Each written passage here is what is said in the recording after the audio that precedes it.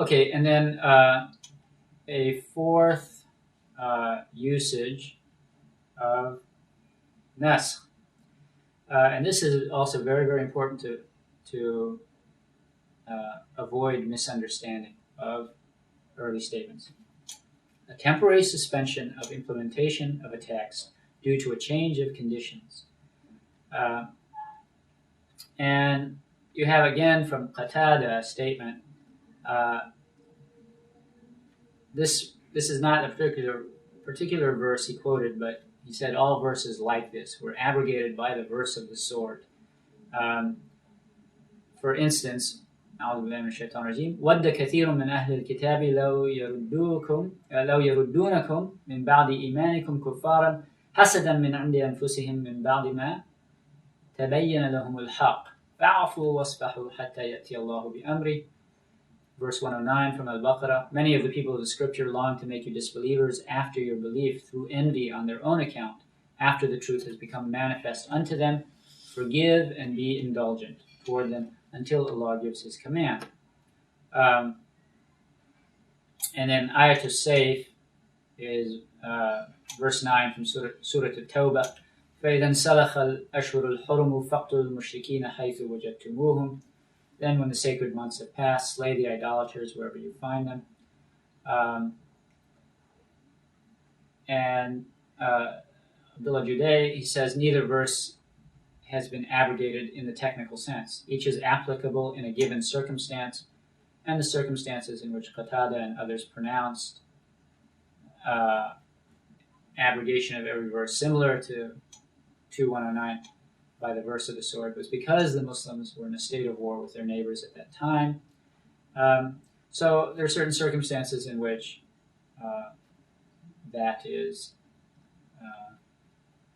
the verses of forgive and be patient have their application, and there are certain situations in which the verse of fighting has its application. And Abdullah Juday, he makes a really good point here that there's in verse 106 of Surah Al-Baqarah, ما ننسخ من آية أو ننسها نأتي بخير منها ومثلها. Okay, this is the recitation of Hafs and Asim. Nothing of our revelation, even a single verse, do we abrogate or cause to be delayed. I'm sorry, this is the other recitation.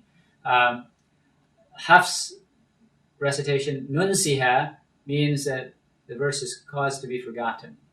And several of the major reciters, they recited that instead of nunsiha, nansa'ha, which means that we cause it to be delayed. So neither of these things happen, any abrogation or delay, except that we bring in place one better or the like thereof. And then that was the third one. The fourth of them is an alteration of the starting assumption of legality, which is what we mentioned again, barat al-asliya. And you have a statement by Ibn Abbas that verse 91 from Surah Al-Ma'idah, that it abrogated verses 219 from Al-Baqarah and 43 from An-Nisa. And we'll get to that in a minute. That's not nasakh according to the majority of scholars. Now, the conditions for the occurrence of nasakh: first, the abrogated hukm must be established by a sharia dalil, that is the Quran or the Sunnah, and that excludes al-bara'at al-asliyah. So, for instance, verse 219 says, they ask you about liquor and gambling. Say there's some benefit in them, but there's sin, and the sin is greater than the benefit. And so that's an indication that liquor is not really good, but there's no prohibition there. And then verse 43 was that you don't come to salat while you're drunk until you know what you are actually saying. And so that further limited the original presumption of legality. So the first verse was just, this is not such a good thing.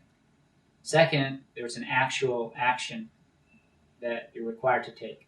Do not drink before you come to Salat. What that meant was that it limited the time of drinking till basically after Isha. And then you go to bed and you have enough time to sleep it off before Fajr. And then verses 90 and 91 of Al-Ma'idah that declared liquor to be rijs, and it's an action from shaitan, and fajtanibu, so avoid it, that thoroughly made it unlawful. So what was being changed with each of these rules was that assumption of lawfulness, that bara'at al-asliyah. And so in that sense, then verses 219 from Al-Baqarah and verse 43 from Surah An-Nisa, they're operative. Liquor and gambling are still, there is some benefit in them, and the harm is more. That's still true. And if you're not going to drink liquor at all, then you're certainly not going to drink it before you come to Salat. So verse 43 from Surah An-Nisa is still operative. What was changed was the presumption of lawfulness, which was not a positive Sharia hukum. Second, that the abrogating dalil must be from the Quran or the Sunnah. That means that ijma' and qiyas cannot abrogate evidence from the Quran or the Sunnah. Number three, the abrogating dalil must be chronologically later than the abrogated dalil. And, of course, placement in the Quran is not an indication of chronology. So, verse 234 in Surah Al-Baqarah, it was revealed later than verse 240 from the same surah, and the one mentions an iddah of 4 months and 10 days. That's the operative ruling. The other implies an iddah of 1 year, and that's considered to be abrogated, although it's possible. If you look at our condition number 4, it would be possible to deal with those two verses and say that there's no abrogation has occurred because you can reconcile them. So our condition number 4 states there's no way that these two verses can be reconciled. If they can be reconciled, then there's no necessity for naskh. And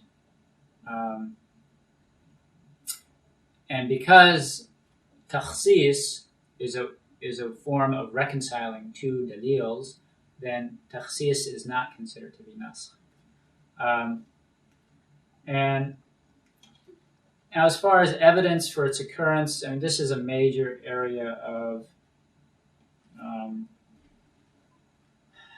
dispute. Now, to be fair, the great and vast majority of scholars consider naskh to be something definitely that occurred.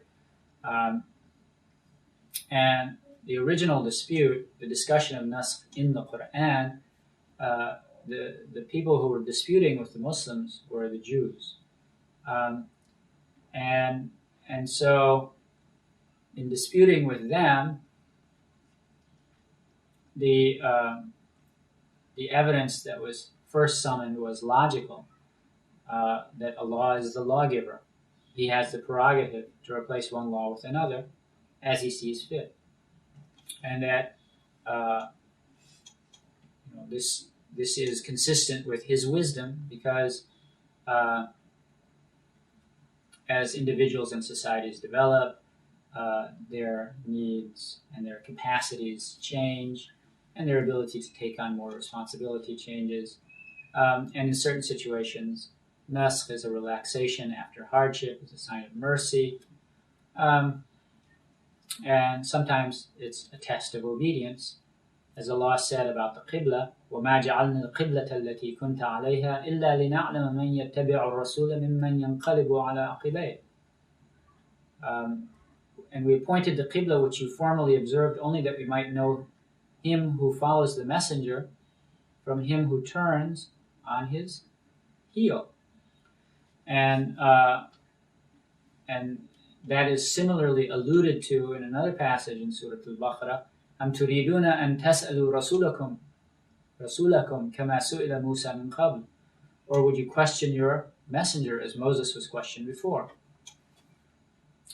And then in disputing with the Jews, their own scriptures were cited.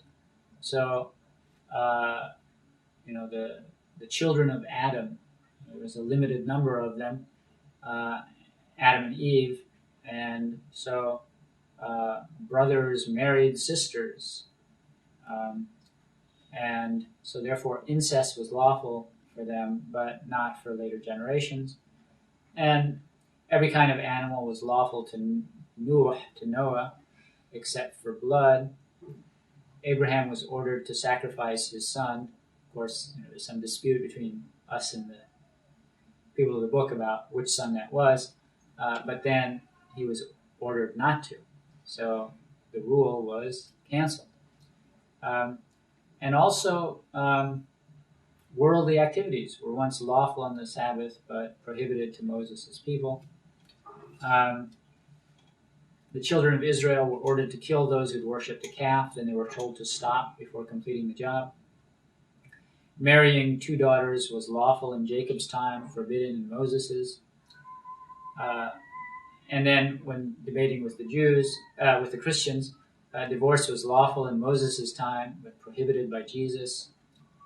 And with regard to circumcision, Paul changed that rule. And in fact, Paul, he went so far as to say that Christ has redeemed us from the curse of the law, having been made a curse for us, which was a misunderstanding of the verse based on a faulty translation from Hebrew into Greek.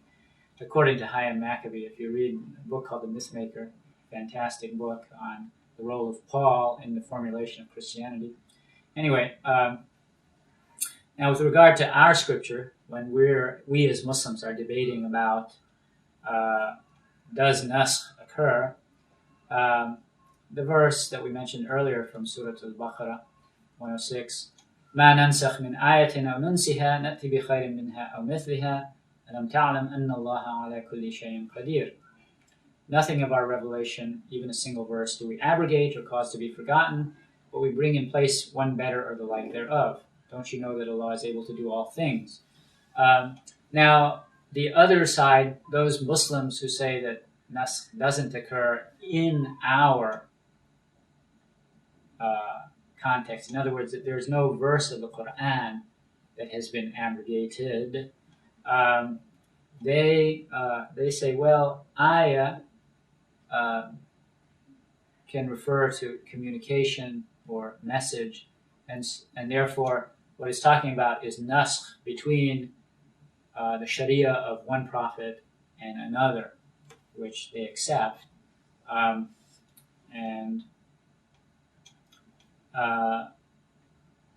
then you also have the verse in Surah Al-Ra'd, verse 39, يَمْحُ اللَّهُ مَا يَشَاءُ وَيُثْبِتُ وَعِنْدَهُ أُمُّ الْكِتَابِ. Allah effaces what He wills and establishes what He wills, and with Him is the source of ordinance.